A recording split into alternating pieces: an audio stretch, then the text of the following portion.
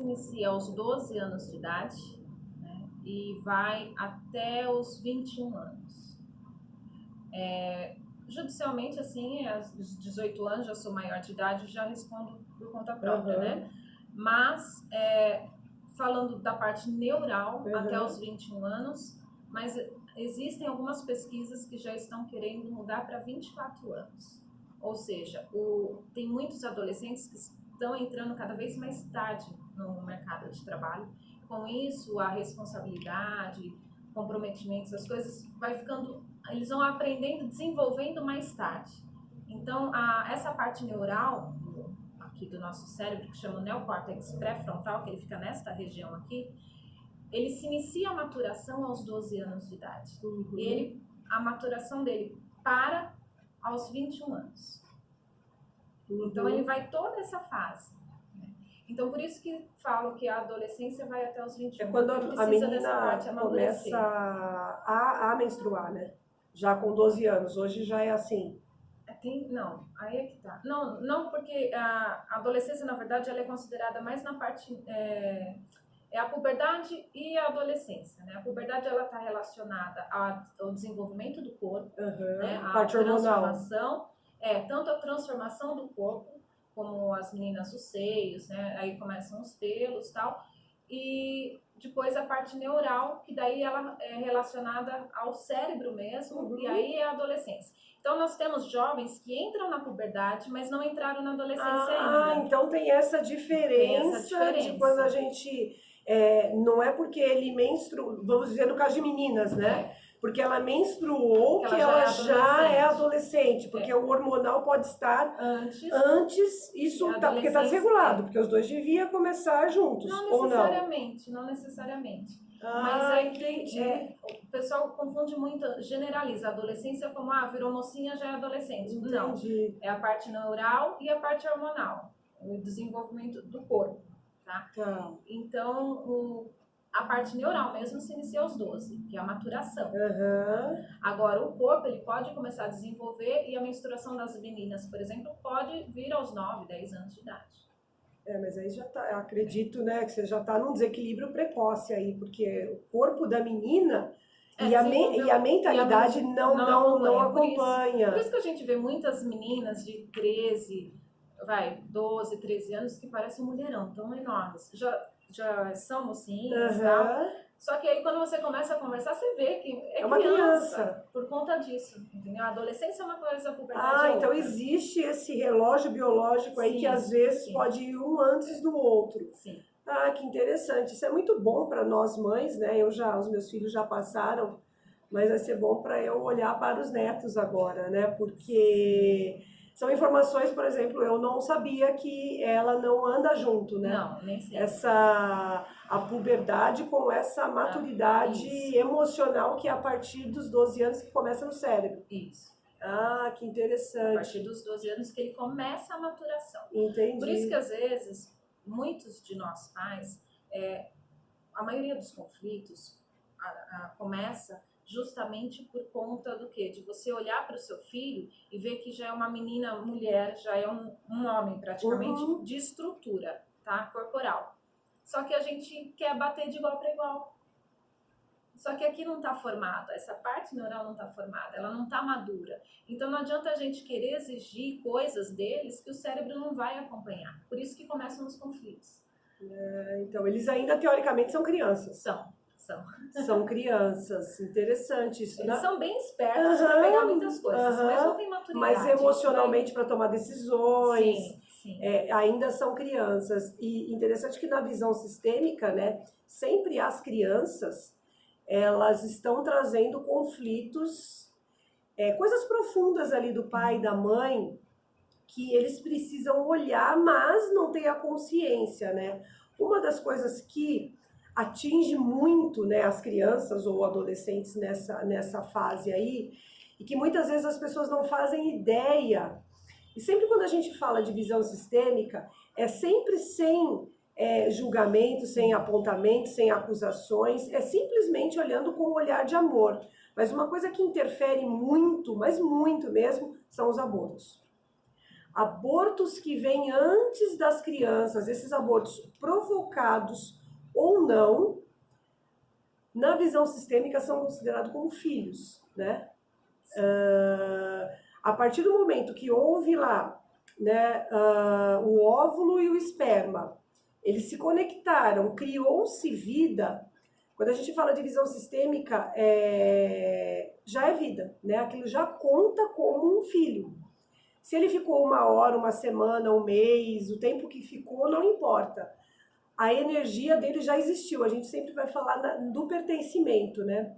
E aí o filho que vem depois, se aquele primeiro que veio antes não tem um lugar, ou seja, ele não é reconhecido, o que vem depois ele não tem um lugar. E ele fica incomodado, ele fica agitado, ele fica às vezes agressivo, ele tem uma mudança de comportamento, porque muitas vezes ele está gritando, falando para a mãe, eu não estou no meu lugar, né? Eu não sou talvez o primeiro, eu não sou o segundo, dependendo de como que é a história familiar. E isso acontece muito, né? Muitas vezes a gente engravida e perde sem saber. Sim. E esse é um dos maiores conflitos do adolescente mesmo, sabe? Não se sentir pertencente àquela família. Eles se sentem ignorados, se sentem julgados o tempo inteiro. E eles falam, ninguém me ouve, ninguém me escuta, então, tipo, o que eu tô fazendo aqui? Eu quero ir embora. E aí começa justamente isso, ficar irritado ou então se fecha completamente. Se isola, fica um excluído. Se isola. Exatamente, porque muitas vezes ele tá ali honrando, representando aquele bebê que não foi visto, né? Se o aborto foi provocado, obviamente que o peso é muito maior, né? Da responsabilidade. Lógico que é sempre quando a gente fala, a gente não está julgando, a gente não está condenando e nem apontando, porque cada um sabe a decisão que tomou, né? E sempre nas constelações nós vamos olhar com um olhar de amor. O que precisa ser feito é assumir a responsabilidade daquilo que foi feito e dar um lugar. É muito importante que a gente dê um lugar para esse bebê que não pôde vir. Muitas vezes colocar um nome, existem algumas, eu não sei se a Sushinoe é considerado como uma religião ou como uma sociedade, enfim.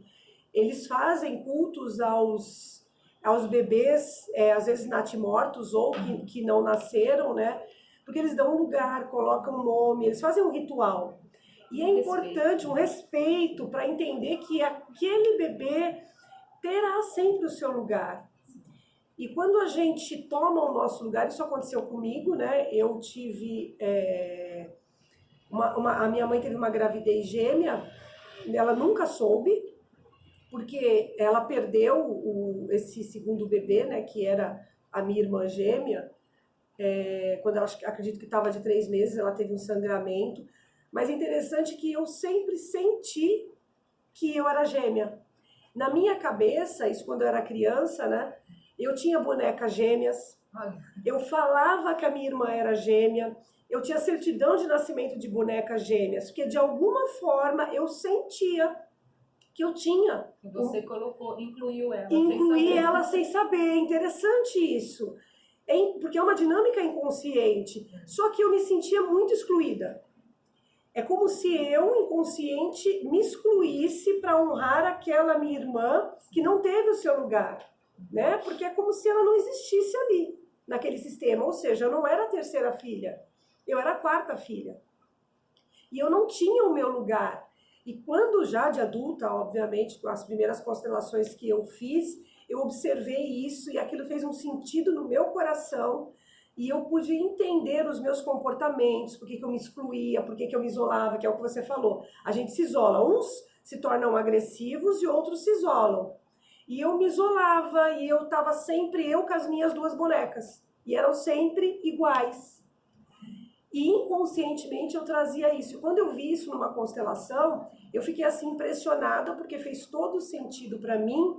E eu fui estudar sobre isso, né? E se você for estudar, buscar aí na internet, no Google, talvez o ouvinte esteja nos assistindo aí, e talvez tenha também essa sensação, os médicos e os ginecologistas colocam isso como uma coisa muito normal. Sim. A gente ter gêmeos, né? Mas um deles não ficar. É muito normal isso na gestação, né? Eu não sabia, mas os ginecologistas dizem. Então isso pode acontecer com muita gente e a gente não fazer ideia de aquele comportamento, do que aquele sentimento, muitas vezes que o filho está passando. Ou agressivo, ou se sentindo excluído, foi porque de alguma forma ele também passou por isso.